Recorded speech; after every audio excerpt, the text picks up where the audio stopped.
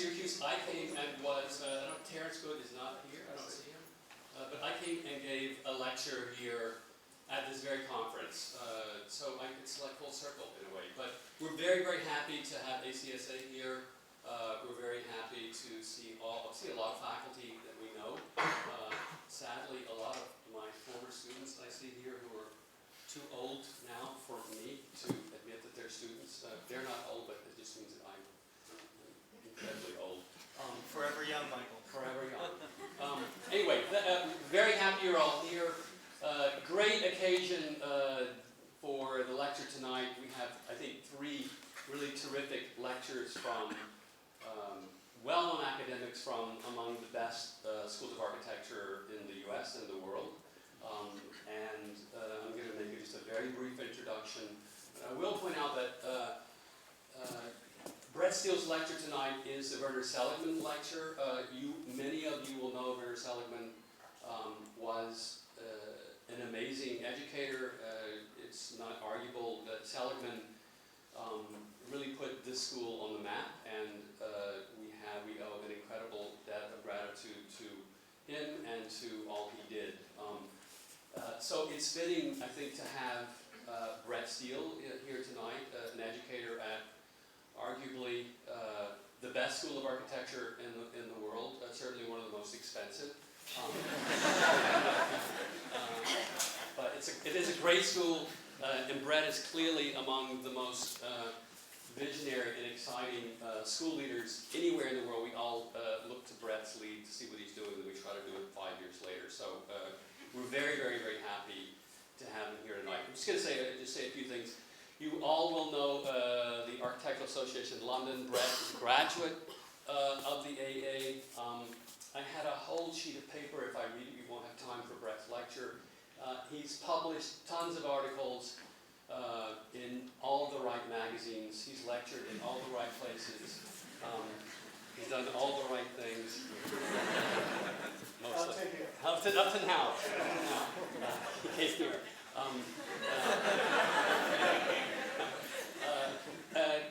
So Brett will lecture tonight.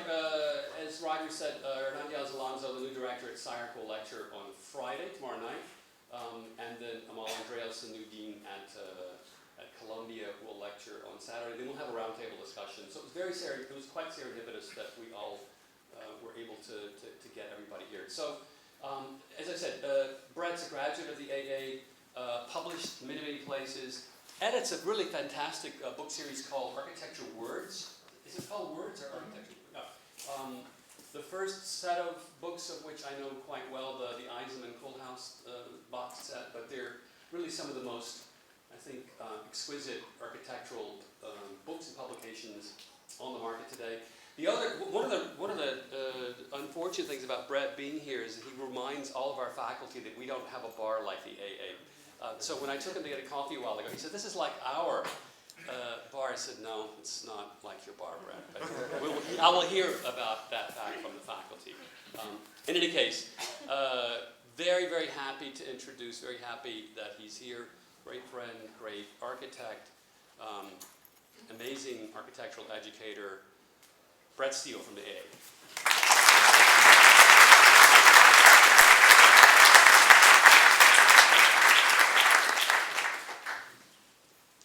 Thank you, Michael. Thanks for that kind introduction. Is that working? Yeah. Thanks. I just want to cover up the screen, which is incredibly distracting in front of this screen. Thank you. And firstly, Roger and Julie, thank you for organizing this conference, and you, Michael, for hosting all of us in the room this evening, and of course for the kind invitation to attend this event. And I would like to start first with a short preamble before leading into my main topic tonight. And I'm not going to say how we met, because we literally just met 3 minutes ago, and you all saw that.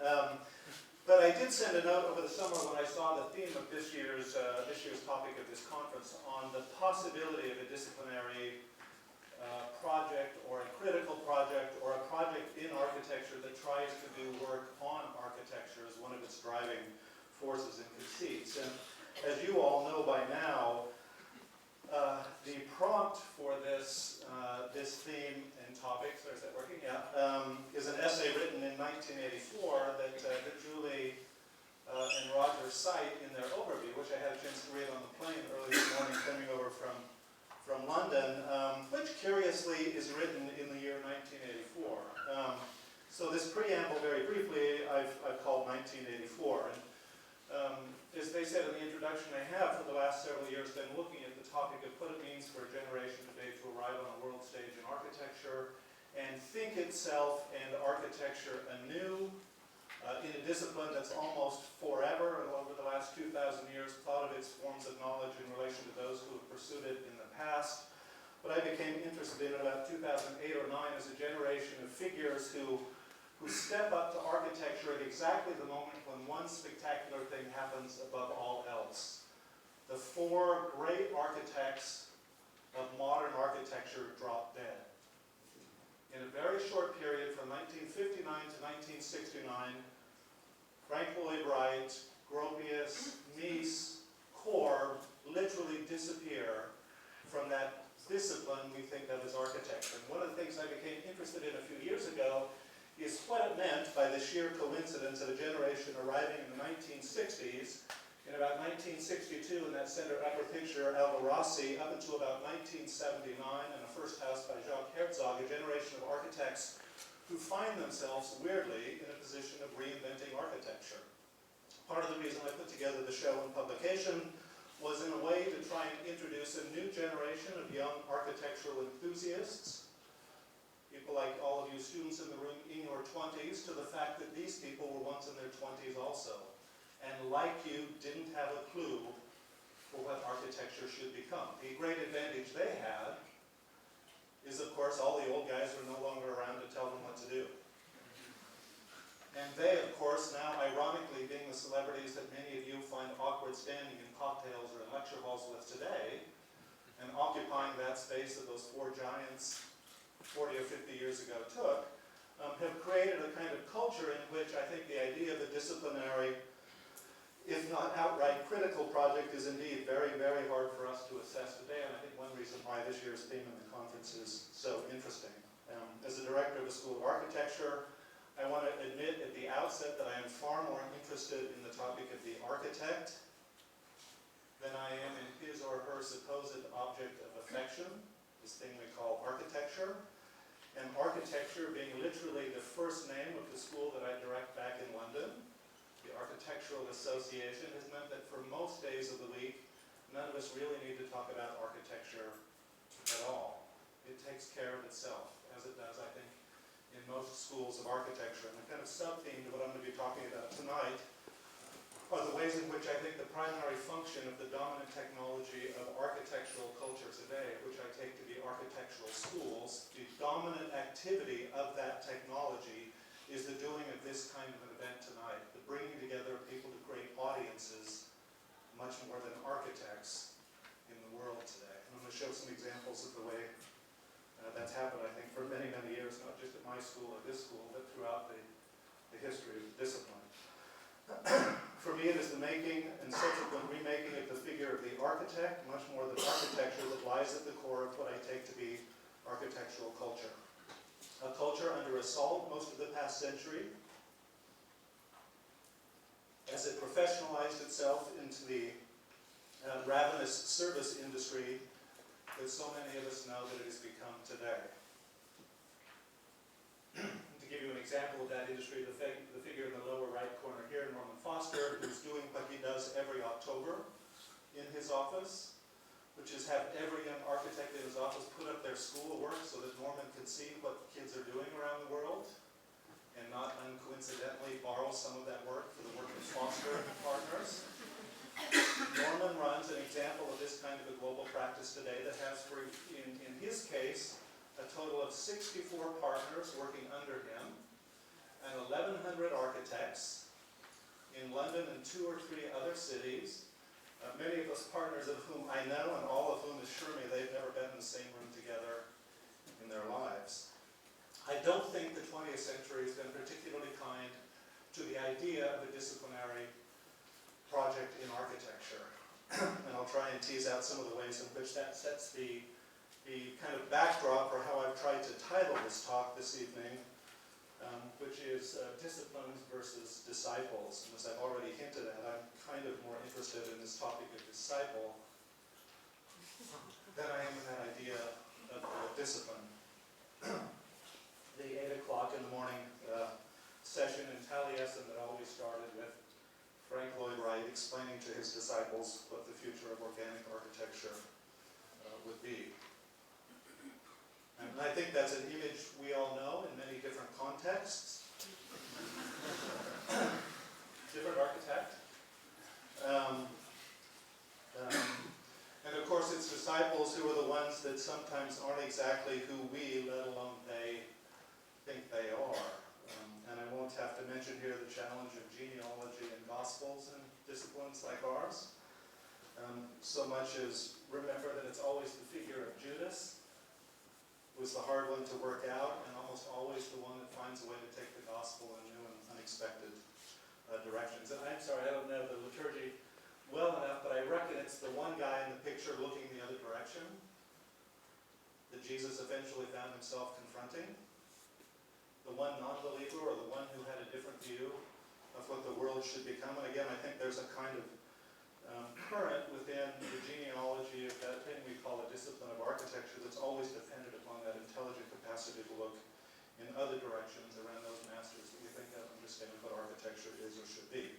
It's, by the way, always the image I like to show my unit masters back in London. Our studio teachers are called unit masters, and not uncoincidentally always teach groups of 12 students. And we've got many examples of what those 12 people do to that figure in the center of the picture. And in fact, this is one of those unit studios back in London. This is one teacher, Natasha, on the right there in the blue dress, with her 12 students. And it was the picture that made me think of Leonardo's Last Supper recently.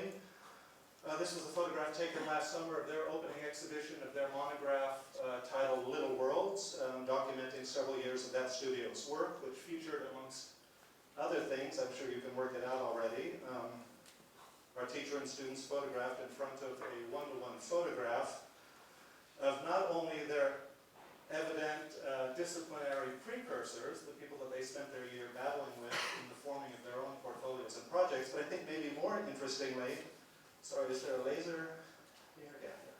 Let's see if this works. For me, maybe more interestingly, they included in that image a version of themselves the year before. Each one of these students, if you look up, you will find a version of him or her in their previous guise a year before entering into this year-long studio. A sort of strange selfie of the architectural self, which I found amped up only when somebody texted me this picture a couple of nights later of the noted and distinguished architectural theorist and historian Jeff Kipnis, taking not a picture of them, but of course a selfie of himself in front of them, taking a selfie of themselves and their other selves. And it is indeed an image not without precedent. And because today's topic is in a funny way about precedents and disciplinary precursors, what we are reminded of in that image is this famous piece of cover art made by the London artist Peter Blake in 1967 for the Beatles' Sgt. Pepper's, I actually had to look to remember what it was called, Sgt. Pepper's Lonely Hearts Club Band. An album, interestingly, made the year after the Beatles made the decision to stop touring the world as the world's best-known rock and roll band. 1966, they disband.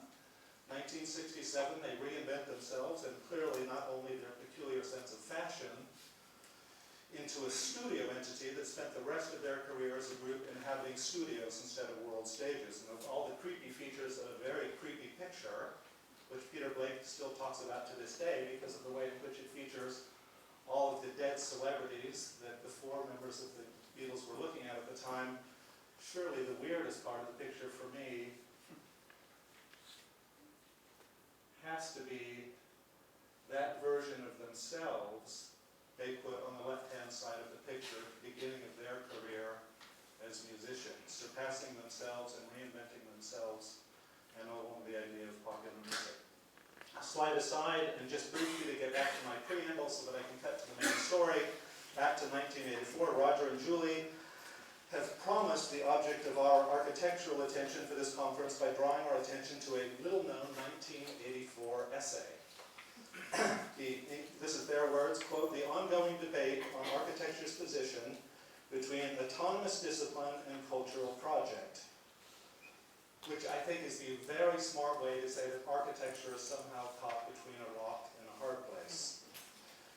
They have helpfully observed that for us this year it is a 30th anniversary, which by the way is a very weird anniversary itself. 30 is not a frequent number celebrated in marriages and other things. A 30th anniversary of Michael Hayes' essay titled Critical Architecture.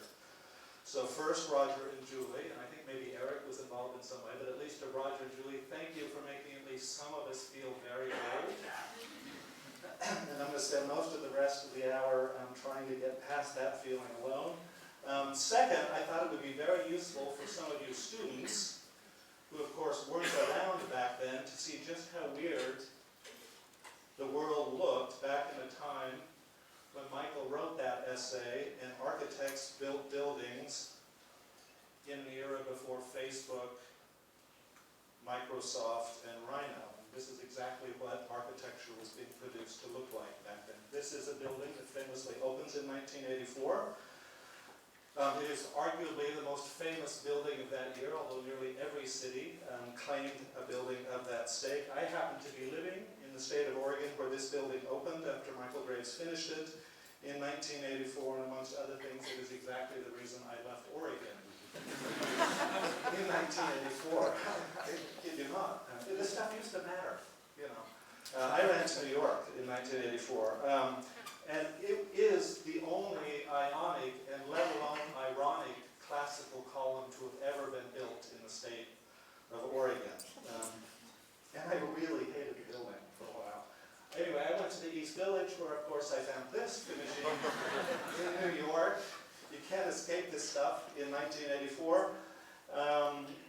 And in fact, it was just a couple of blocks around the corner from the hotel I moved into the year I arrived in Manhattan. Anyway, it was that year I then left New York, went to London for the first time, got a passport to travel to London for the first time, to enter architecture school at the place that I direct today, and where we still do, as you can see, architectural projects of all kinds. It is a school that I think still prides itself very much on the idea that there is no such thing as a disciplinary project.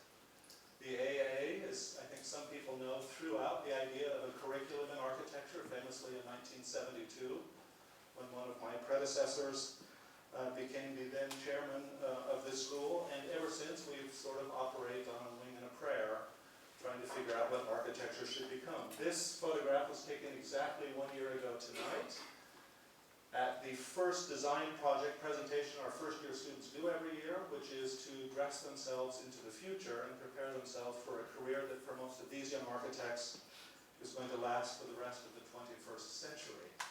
Kind of staggering. That party, which is a celebration of the AA's birthday, having been founded on this Friday in 1847, is resurrected literally in the embodiment of our students that morning. Anyway, back to Portlandia.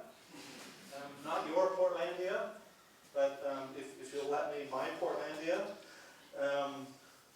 which looked like this. In fact, Portlandia is the name of the sculpture that was put down in front of Michael Graves' building in 1984, as if any of us needed further reason to leave the state.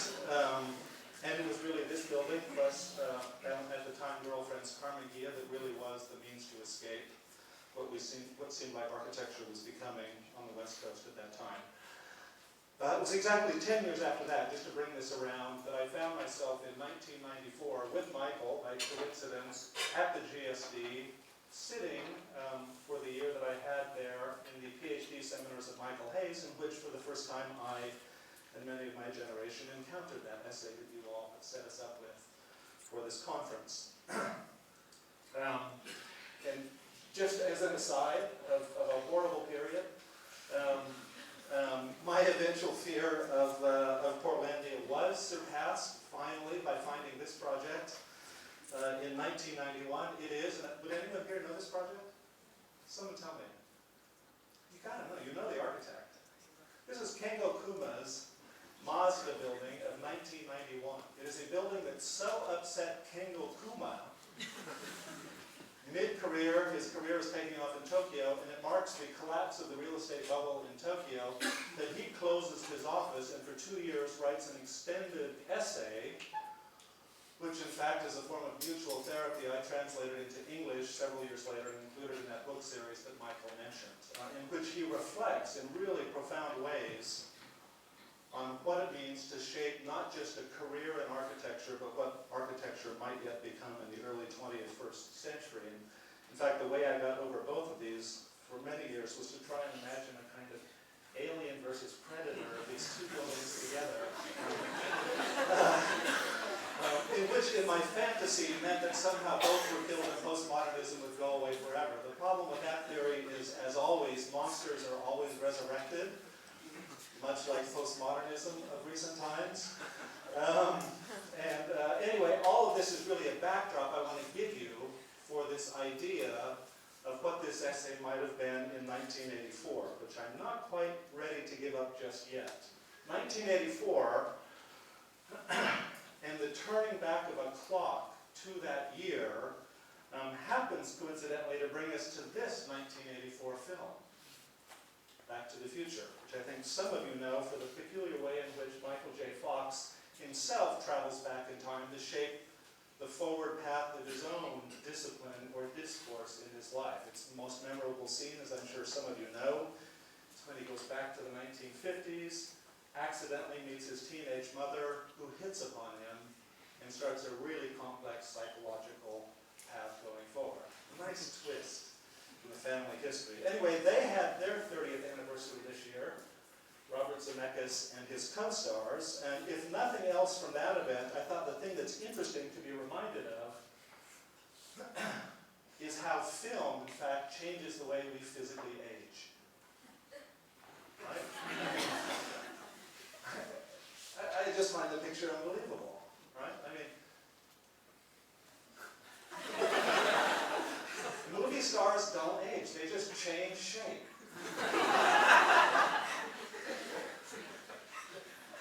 Walter Benjamin, who nailed film when it's invented in the 1930s, nails its consequences, misses the fact that the invention of that medium will change the way the bodies physically grow old in the world. That, I think, is part of what we're all trying to negotiate when we contemplate the idea of disciplines themselves today, growing old in a world saturated through the endless circulation of imagery, media, and ideas. To wrap up the 1984 story, that was the year, in January 22nd of 1984, that this famous image, which many people think the most famous television ad of all time, appears for 60 seconds in the Super Bowl. A 60-second spot directed by Ridley Scott, launching what you all know today, the most famous autonomous object of all autonomous objects in the world. A project that 30 years later is the source code for the most valuable company in the history of our species.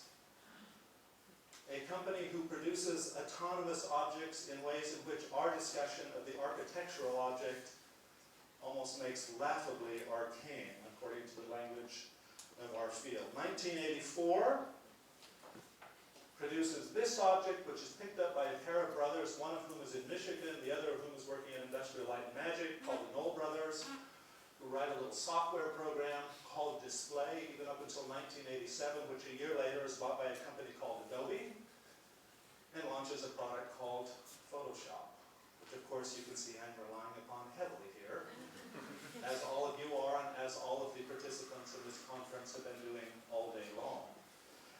And thinking of Photoshop, I couldn't help but think of one final 1984 anecdote to historicize this idea of Michael's essay, which I'm doing in part because Michael always admonished us as historians and critics to always historicize first. So I'm trying to turn that back on itself in some way. Michael said he learned that from Frederick Jameson as a critical technique. 1984 is, of course, the year in which this American president, sorry, I just had to also show the idea of an actor becoming president, or someone on television becoming a president. That would be timely for that.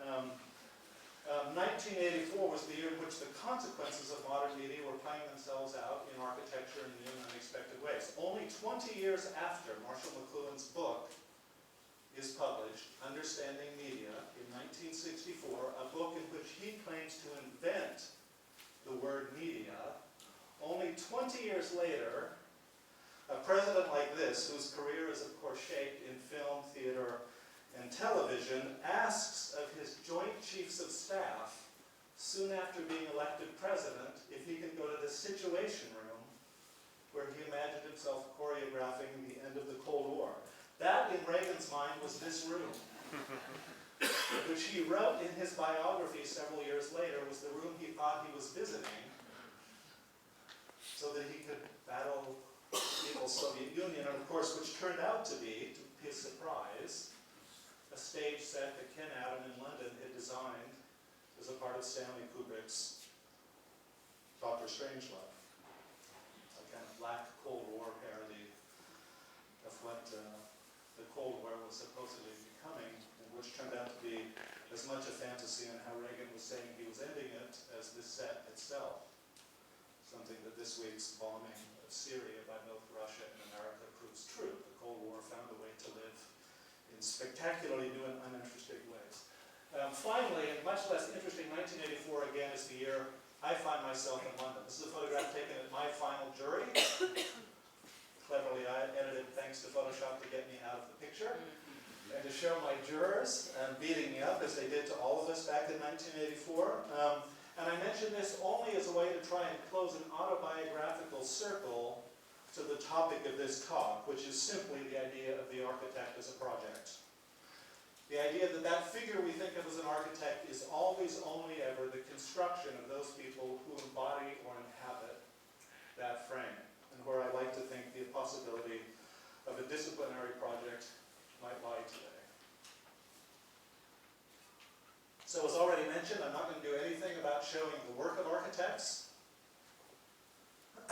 other than the work I think they continuously do on themselves, and through that reinvent and carry forward the idea of what a discipline or a culture of architectural ideas might be. And I'm going to start by quoting a figure in an adjacent field, and this is a painting by that figure, what I take to be the world's greatest living painter, Gerhard Richter, who once summarized the paradoxical qualities of contemporary disciplinary projects this way. This is Richter describing his own work. He says, "Painting has nothing to do with thinking, because painting thinking is painting." Absolute collapse of the idea of what we do with what we know or what we think about a discipline. That's the point here. And it's the model I would like to use for us to think about this question of what constitutes thought or thinking in architecture, which in my mind is the result of nothing but the very peculiar serial structure of the way we all live our lives as architects. We go from project to project to project, and out of that, somehow magically, we learn this thing called architecture. This serial structure is built into the idea of what we think a discipline of architecture might be. It is the making of projects that literally becomes architecture's way of thinking. The making of projects is literally the way architects learn and learn architecture. And maybe more to the point, the making of projects is the way architects learn about themselves and about what it means to embody the figure of the architect, who that figure is, and what it might possibly or should probably become in the future. I think that's what we all learn to do by doing architecture. We learn to update the centuries of previous depictions of what that figure is. Every one of them, the result of a figure making that identity, making that figure. And over the 500 years between Andrea Palladio on the left and one of my teachers on the right, Cedric Price, we see that body or figure of the architect continuously reinventing itself. It's a comparison that I think offers a graphic reminder of both constants and differences in the nature of that figure. We all learn architecture as architects by direct representation with only one other thing in the world: other architects. That figure I just pointed out from both my jury and the previous picture is here, peculiarly in the foreground of this photograph taken in the A Lecture Hall in 1958. That's a young Cedric Price, having graduated from our school 2 years before. Interestingly, the one guy in the room I find not looking at the old German architect on the stage. A grandfatherly Walter Gropius who walked into Bedford Square to tell architects what modern architecture should become, about 50 years after the fact. Clearly, Cedric is already preoccupied with a different kind of architecture or project.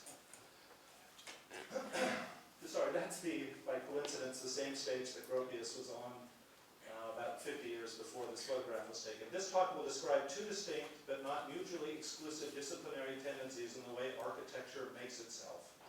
Only ever after architects make themselves. And they make themselves in acknowledged or not proximity to other architectural figures. When we arranged this event in 2006 with Peter Eisen and Rem Koolhaas, to my astonishment, they both told me they had never, despite the fact they had worked over a century in architecture, been on a stage together. And it was really awkward. really awkward. I mean, the book tells, printable stuff, but they were really rude parts of the evening. I'm interested in this idea that architects will at times acknowledge it and other times deny the direct proximity between themselves and other architects. In 1995, Koolhaas publishes this photograph on a full-page spread of the 1,400 pages of SNL XL, exactly 60 years after the Swiss master Le Corbusier photographs himself and his hand over the city of Paris. The idea that projects talk to projects, I think, is a fairly straightforward notion of the disciplinary pursuit of architecture or any other field. What becomes interesting, I think, today is to think of the ways in which the idea of an autonomous disciplinary project might or might not be able to stand with the kind of certainty of those projects we can think of in even our own modern past. On the one hand, I think there is no genuine disciplinary or critical project that has as its capacity an ability to substantially change the minds of other architects and how they make projects. At least in the way that this kind of project did when launched 100 years ago in 1914, and has been carried on ever since. And this is an image I grabbed off a screenshot a few years ago of one of my students, really in a way you could say continuing work on that idea of a maison domino that Le Corbusier put out in the world to found architecture, and not only his career in 1914. For me, it's the end of that kind of a project that led to why, for example, I commissioned the building of that project finally a year ago, so that we could finally, by building it, kill that idea of its autonomy living solely in the form of an image. Remarkably, that Maison Domino project took on the role it did within the discipline precisely because of our ability to read into it things different than what the project itself might have yielded. Like other forms of culture, the media space in our field is simply too great for singular architectural episodes to reverberate within the field the way they once did. I don't take this to be a loss or a sign of diminished capacity, but rather a registration of the way other means provide disciplinary stability today, which is one reason projects might still matter in the world, but for ways in which they can communicate things to ourselves and our own minds rather than those others, including followers or disciples that might come afterwards.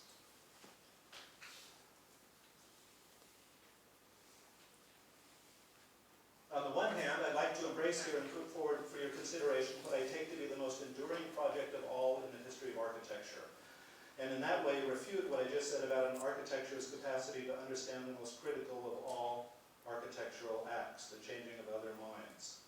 The clearest demonstration of the enduring autonomy of architecture as a distinct and visible form of human knowledge lies, I would argue, in an almost comical feature embedded in the history of our discipline. architects' own interests in depicting themselves in their own architectural worlds. And as evidence of that, I want to show you this opening page of the opening book of Vitruvius's 10 books, the only remaining ancient text on architecture, which has as its opening photograph, its opening image, literally not an architecture, but the architect responsible for making that architecture.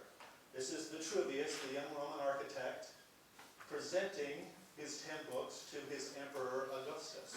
You can kind of make out a bit of architecture over on one side of the picture.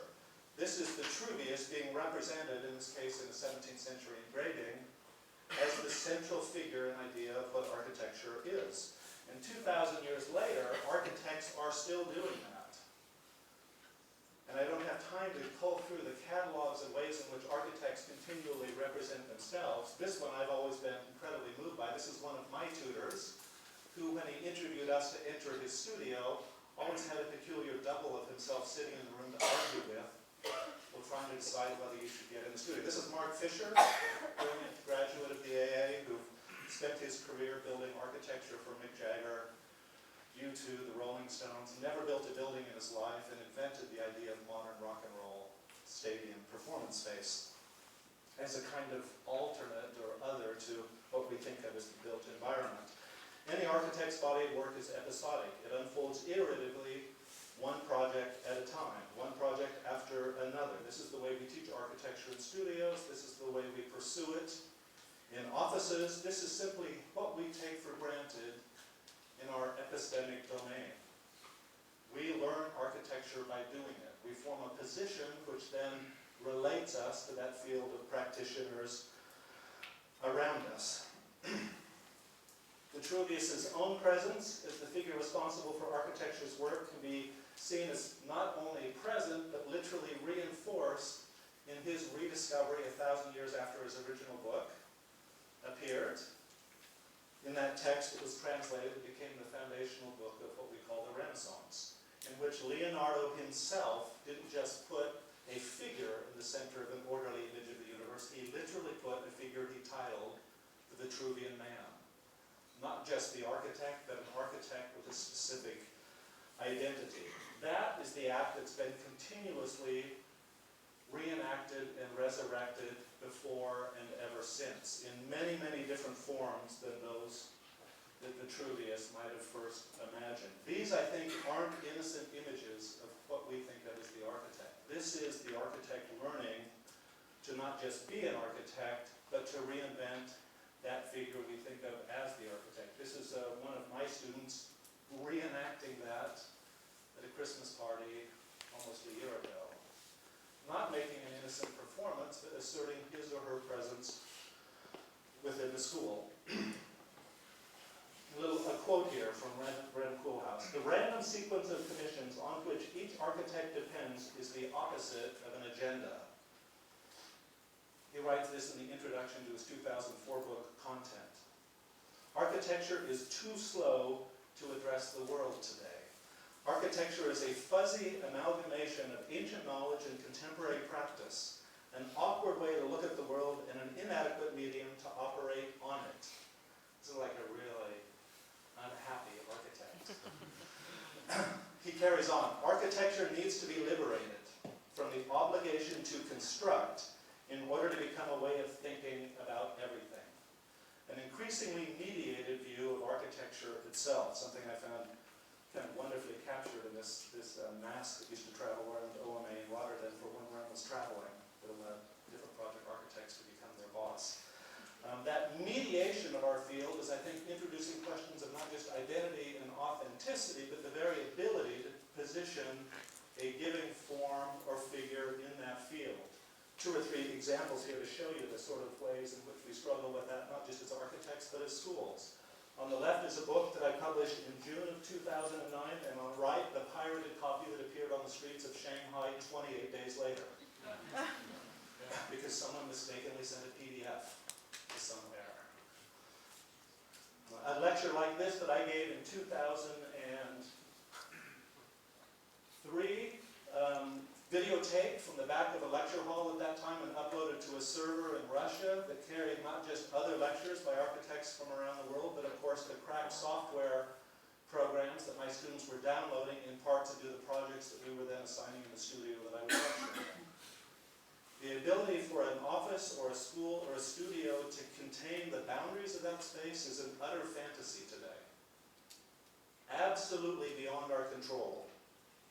One final example of that I've always thought is a beautiful portrait of the contemporary architect. This is one of my design teams in the design research lab several years ago, who sent me this picture having downloaded instructions for how to build a super antenna with a cardboard tube and a copper wire, which they aimed out the window so that we could steal internet from the building next door.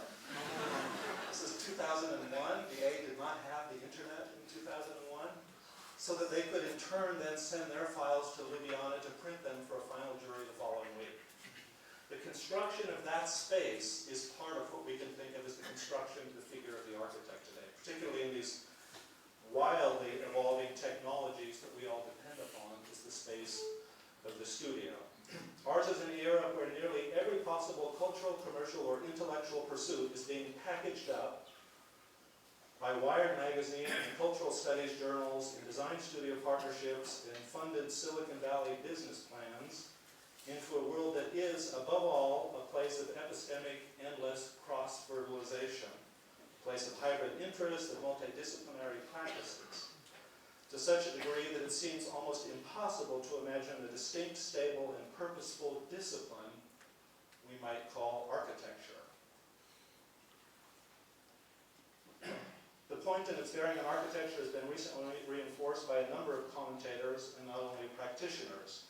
Writing in the introduction to his book Forensis, A.L. Weitzman, who is a more recent graduate of my school than Rem Koolhaus, asserts that architecture is now nothing more than a kind of tool, a way of seeing the world more than a field for doing things.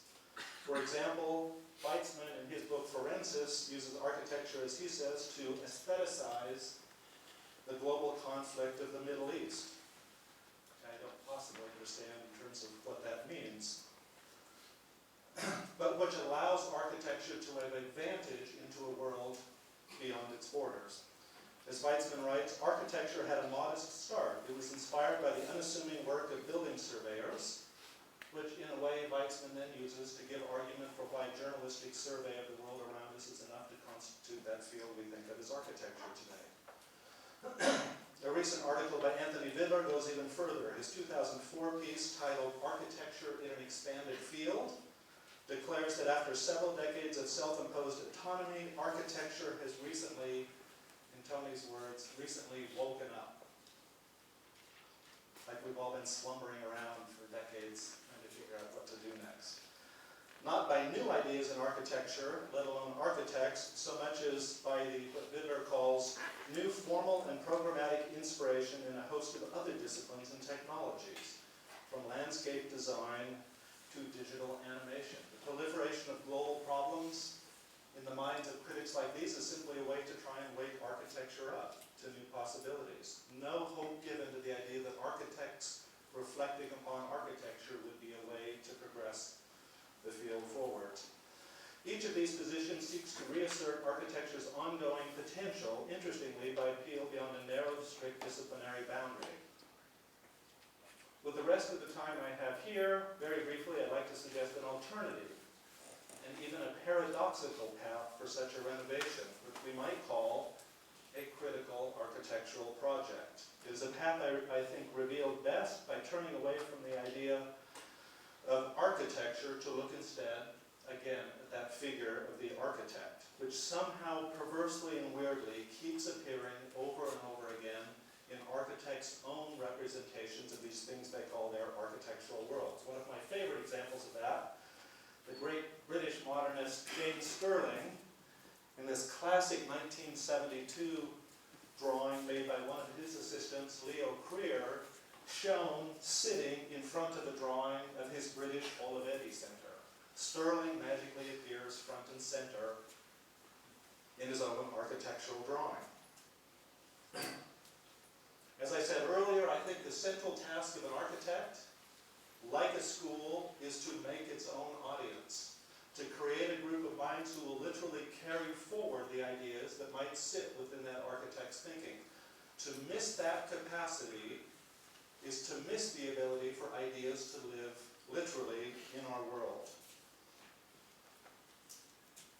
That example I showed of performance before is something that's been sitting literally for decades at the center of our lack of a curriculum at the AA. This was a group of 1920 graduates of the school inhabiting and mocking their Victorian ancestors. That picture today looks very different, but is a difference, I would argue, in degree and not kind. Audience making today simply happens through different means. And in fact, it means that sometimes are so weird to figure out, you can't quite even in a presentation know where to look anymore. If you look at the audience in this photograph, like everybody's looking a different direction, a different screen, relaying what the tutors and the critics and the students are talking about. My interest in pictures like these, absolutely, is in the foreground and not that background architectural object. What does the object do to that group of minds we think of as architects that have assembled it? And again, our lack of curriculum back in London is precisely what has foregrounded this kind of activity. Because we don't know how to teach architecture, we literally don't know, or we would just tell our students, it's not like we want to keep it a secret. Because we don't know how to deliver a curriculum, what we do is lend steel and glass and wood and concrete to people to see what it produces. This is my school doing that in the early 1980s, and probably the only group in the world that would have given a young Wolf Pricks this much steel to try and put together into a project. His first ever kind of physical assembly.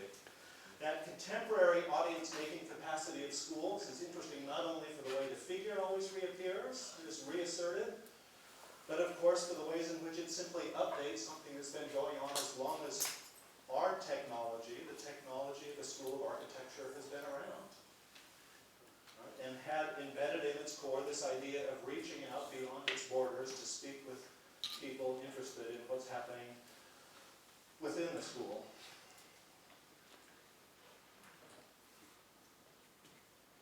Indeed, as Nietzsche said, the mask we put on is that which becomes our identity in the field. This is one of my AA tutors about to stand up and present his year-long program, trying, as tutors do, to get attention from students. And of all the features of the picture I find interesting, the fact that no AA student is looking at the guy in the big bunny head is the unbelievable record of students knowing more than their teachers.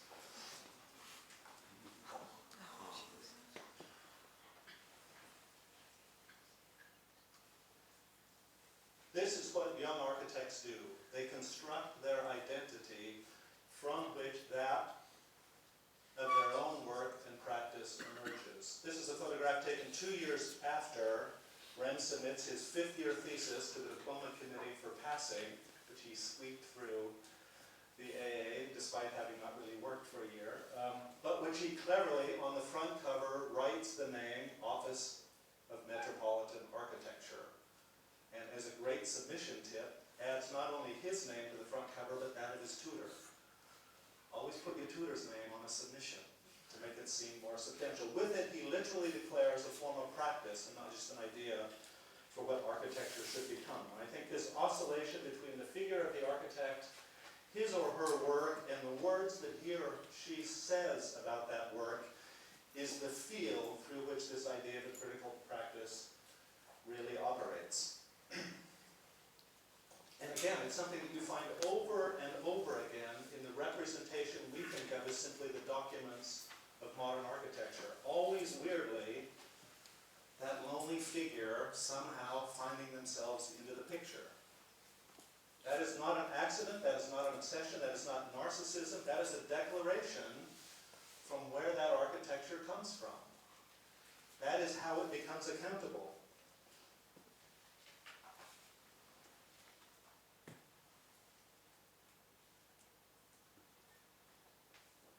To look at these projects is to see the role they play in constructing the identity of those people responsible for them.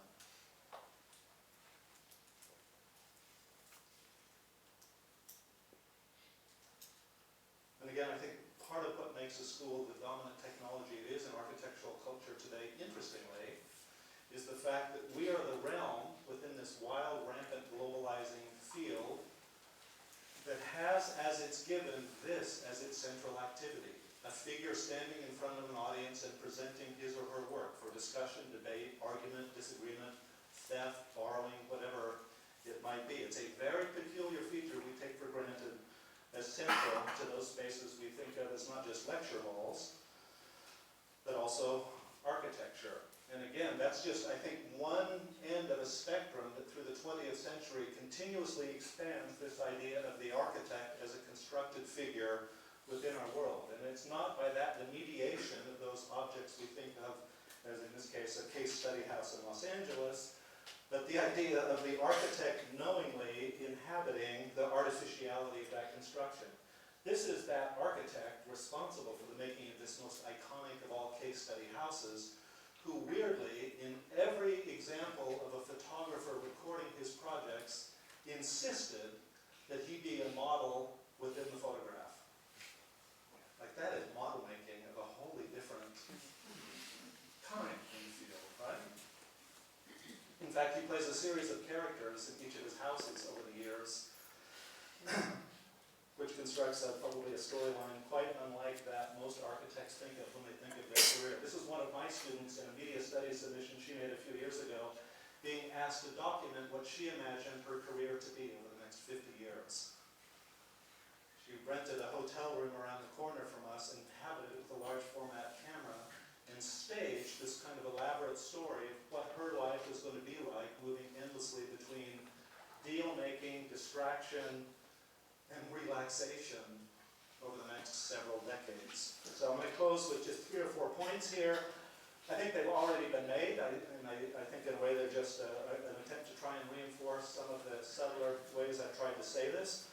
It is absolutely the case that the architect as an identity is a construction, and the question for you all is what is or will that figure become?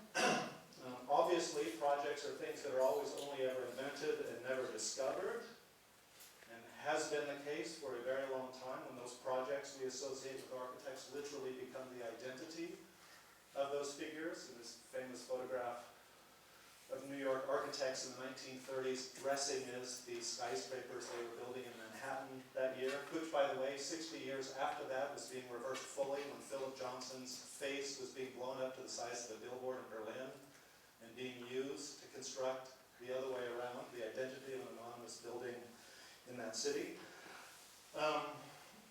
All of that's predicated on this idea, that this thing we think of as architecture, this disciplinary argument, is an idea, and not simply what we all imagine it to be entering school, a qualification. Again, not an original point. This is a parody of that situation made in 1882 in my school of one of my predecessors, standing here almost pornographically with his legs spread apart for students to run through to get into the RIBA, at a time in which the profession is substantiating itself and the schools somehow had a role to get people into that profession. And a final point, simply that in this construction of this thing we think of the figure, frankly, in this day and age, obscurity is a hell of a lot harder to invent, we all know, I think, than celebrity, which is probably the great challenge for you all. Right? You now live in a world of continuous celebrity. Right? Don DeLillo made the point in one of his novels years ago that, as more and more people become more and more famous, we're going to suddenly be in a world where basically famous people are dying every day. It's kind of a strange thing. I would argue for you all the idea that before you imagine yourself as the identifiable architects of these kind of icons, your first great challenge is to carve out a space in which you can lie obscurely for 1 or 2 or 5 or 10 or 20 years, which a couple of those architects I just showed require, such that you can substantiate that position by which you then position yourself in relation to those other figures. This is, by the way, an image of one of my teachers' projects.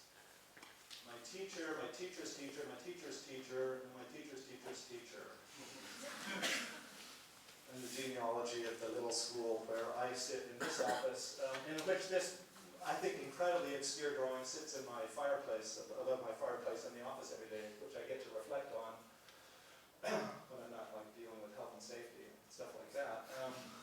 This is Zaha Hadid's first ever drawing, which kind of falls out of the sky in a way. Like, it is a weird thing to have as a first ever drawing. This is the drawing she makes when she leaves OMA a couple of years after graduating at the AA and enters a competition for an Irish Prime Minister's house that she had no prayer or hope of ever winning, but which she, of course, uses the way to begin to construct not only the identity of her, at that time, highly suprematist, graphically compositional architecture, but to construct the identity of herself as a figure in architecture. That generation did that continuously and without faith, without failure for years.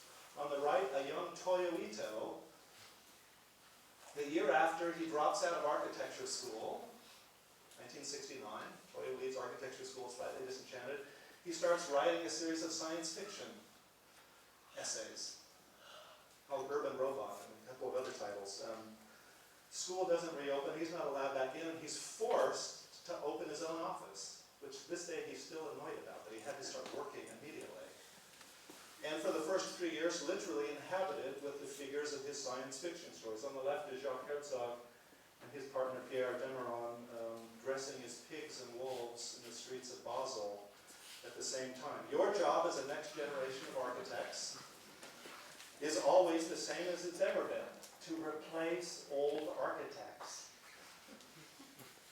The best way to do this, I would argue, is not to try and solve the problems of old architects. After all, they made the problems. We ought to leave it to them to solve. Right? Old people are the ones that fucked up the world. Why would you possibly think your job is to fix that problem? Right? I mean, your job is to invent new kinds of problems that are so much more interesting that we forget about the old problems. That is what a disciplinary project is. You gather around you a tribe of collaborators, conspirators, whatever you want to call it, who are going to make that project matter. So I didn't have anyone to put next to me, so. I think the great fault of most architecture schools, by the way, and linked to this, is the idea that we have real problems in the world to solve. We don't. There are real problems in the world. They aren't ours to solve. They are real problems to observe and to let shape the way we think about architecture. But that great challenge is anti-realism today. How to make other worlds seem as real as the ones everybody, including the nightly news, tell us are the things that matter. So, finally, a critical project matters for the way it changes at least one mind more than any other. So even if we've given up on the idea that I'm going to make a project that might change the way you make your projects, even if we've lost that, I would argue the one thing a critical project can do and always will do is change the one mind responsible for it, which is the author of that project. And that's what you see in this comparison. The young Swiss architect on the left who builds a house for a small family in Switzerland, but out of that extracts a set of principles which have the capacity to become one of the most durable building materials of the last century. Thank you.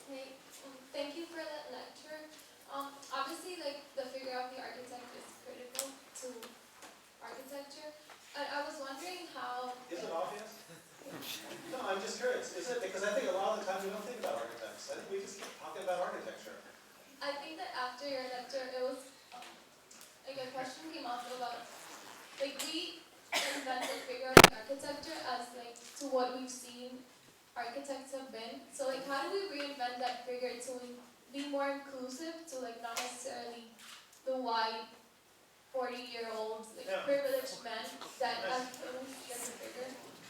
Like, do you understand? How do we do that? Yeah, like how do we reinvent that figure of the architect? I don't to, think we do it. I think it absolutely has to operate at the level of the individual. I think individuals have to want to do that. I think if there's one thing I would try and say I'm showing in these pictures, it's the idea that figure is a knowing construction, acknowledged or not. And I think part of our job in genuine terms would be by making that idea more accessible, I would hope, open the doors, frankly, to the breadth of participation that I think you're hinting at that ought to be the case. That there isn't a set of predefined criteria by which we might enter into that world at all, frankly. Accessibility is absolutely one issue of it, but I think more than anything is the idea of identity through the 20th century evolved into the space it's in now. And you got to admit, 2015 is like the year of identity and uncertainty. In this country, at least. I mean, there's weird stuff going on, you know. That in a way, all this is trying to acknowledge is that it's part of that larger space of what it means to construct an identity today. Okay, one more. Or two more. Anybody? No? Come on. Okay, here, this guy always has a question. Is it the same question? Yeah, it is. Good, that's good. It's a good question. Okay. Oh, so you can measure my answer against other Yeah, answers. Okay. You mentioned the issue of stability several times, and I wasn't quite sure where you stood on it, because on the one hand, stability, yes, because on the one hand, we're supposed to be experimental, and I think that's what I got out of this lecture. You know, I have some challenges to put upon myself, but on the other hand, it's like, well, we need stability, we need a discipline, or at least the kind of definition for what a disciple might be. Yet, if we're supposed to be renegade, if we're supposed to be Judas, Cedric Price, etc., you know, how is the disciple anything but provisional? Anything but? Provisional. Provisional for what? Provisional in the sense that it's not totally permanent, it's not Well, stable. but that's perfect. Thank you. I mean, that is a perfect view You of that think figure. it's a good question. Actually, no, it is. In all seriousness, I think that's a better version of what I was arguing for. To simply say flat out, we are looking for a provisional figure. We're looking to get to a next step, but not the next step. We're simply looking to move something along in terms of the discussions, the debates, the disagreements through which we think that figure, out of which that figure operates in the world. I think provisional, or I guess in the language of this, I got to learn these words when I come back to America, contingent. That's the rock and the hard place. Contingency is the hard place. Now, I was actually going to illustrate the rock and the hard place line with a building that looks like a rock and a soft room, which we had back in London, but I thought it was too easy to do. But I think that provisionality is important, actually, very much. And again, I think that's the exciting thing when you've got a moment like in the 1960s, when all these figures that we think are upright and there forever just drop dead. Like, that is an interesting moment always in a field. And I'm not saying let's go out and kill our grandfathers, although when I organized the Eisenman Coolhouse thing, the one thing Rem said, is there a videotape in here? No. I mean, the one thing Rem said is, please, Brett, emphasize our ages. We are different and younger. And, which is kind of true. The 60s and 70s to them is a big difference. To us, it's kind of, splitting hairs, I'm sure. But I think the idea of a kind of continuous, the horrible phrase that Corby uses, a kind of continuous revolution, is not a bad model. The paradox I find of it, and the reason we spent a vast amount of time and money building a one-to-one version of the Maison Domino, and the thing that really fascinates me with that prototype is that it was a prototype Corb invents to kill 19th century architecture. What happens when it becomes itself this endless prototype for subsequent generations to embrace and say, here's the model. Like the contradiction of that I find fantastic.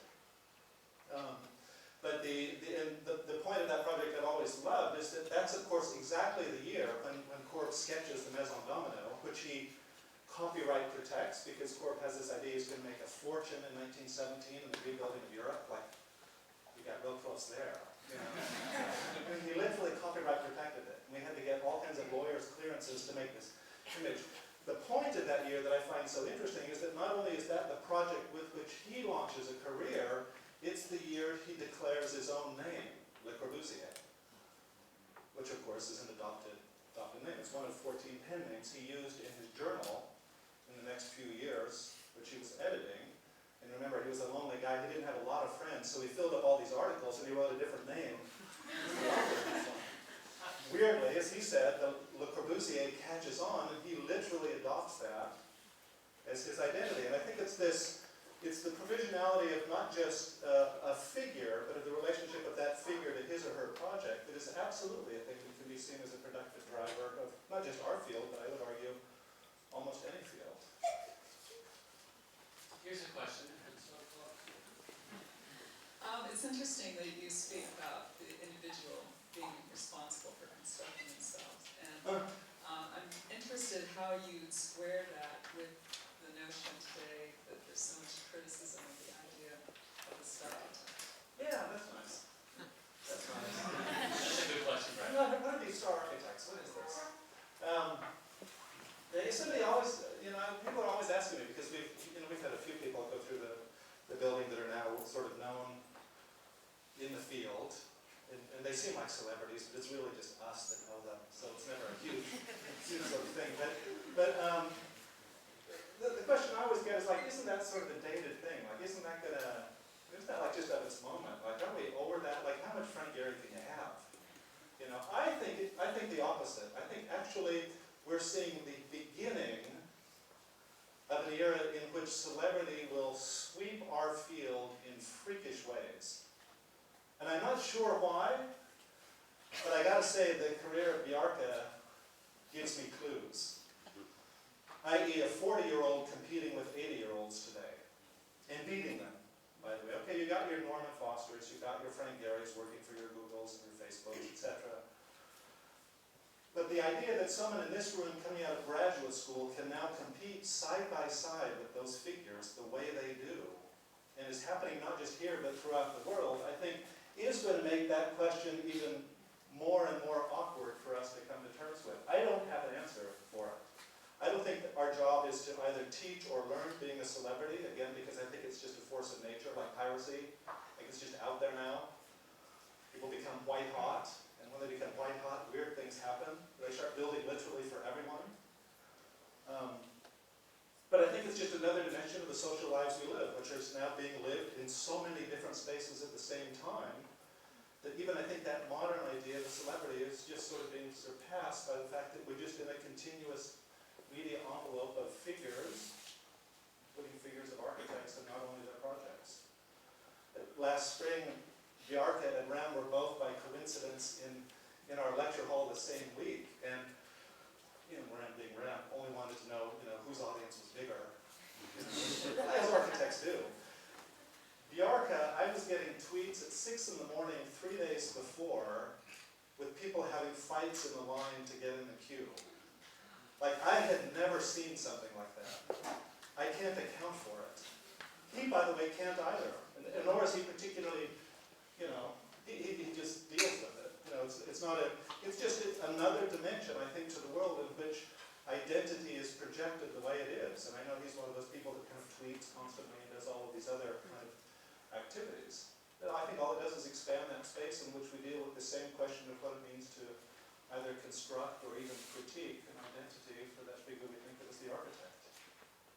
When you asked the question, the one thing I thought you were hinting towards was what's the difference between an individual and a collective or a larger assemblage of multiplicity, I guess, in today's language. The architect today is now as much a multiple as he or she is a single kind of entity, which I think is also an increasingly interesting feature. Patrick and Zaha recently set up a company in China so that they could compete with the office in China called Zaha Hadid Architects, who goes around that part of the world and enters competitions.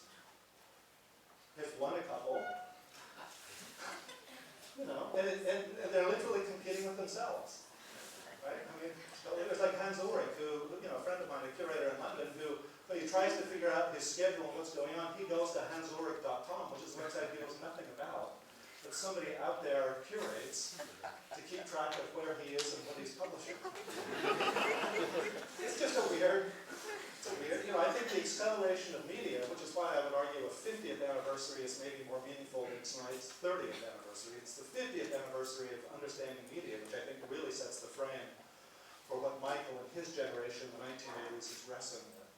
The sheer kind of explosion of not just the world, but of disciplines in that world, like architecture, suddenly in a media space that swirls and moves in ways very different from that kind of space that architects have described and talked about almost for centuries. Right. Rem was in a lecture like this a few years ago in the city of northern China, accidentally left a PowerPoint on a thumb drive in a computer. Somebody in his office came back 3 years later and the building was built. You can't make that stuff up, right? You can't, you know, just like I have to apologize because one of my students sued OMA, and because they were in the UK, had the access to legal aid, it's called, which funded for several £100,000 their lawsuit against REM with the claim that he had stole their project at a jury he went to. You know.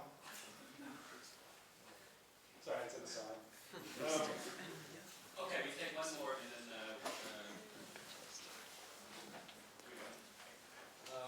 so I guess I want to ask the question, when does this get too personal?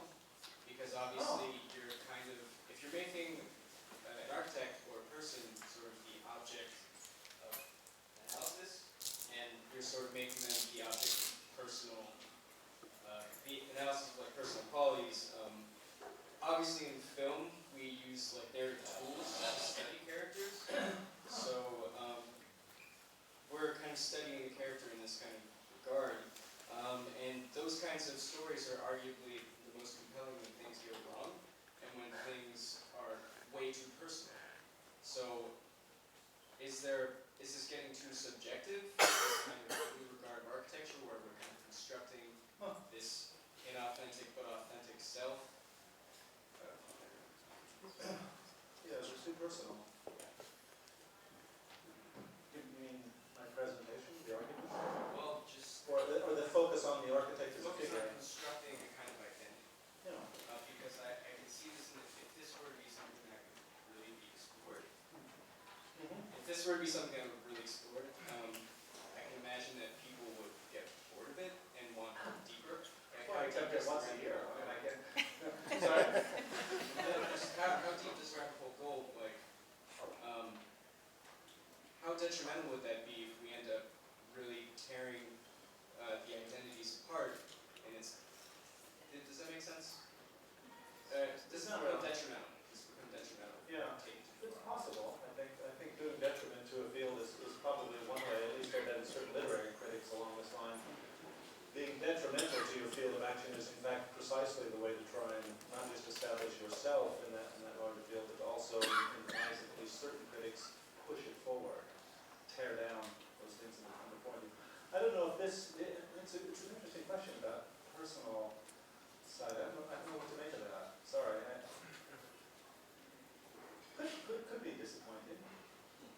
Definitely. But on the other hand, I'm struck by what seems really interesting in the question is this idea of whether we ought to be personal or not. Like it's a choice. Like, I guess we can be neutral, which is another way of saying let's not have a personality, let's not be a figure, and arguably anonymity is a powerful kind of cultural touchstone right now. The very possibility that we could become anonymous, in fact, seems to be something that every day we keep hearing is increasingly impossible. But I think for now I'm definitely not at the level of personal.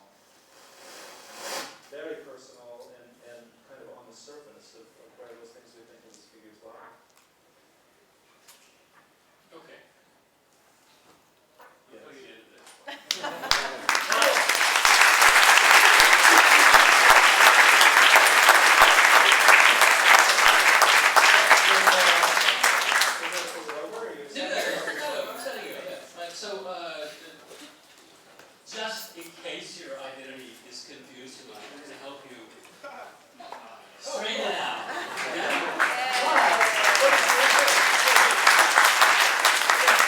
Good one.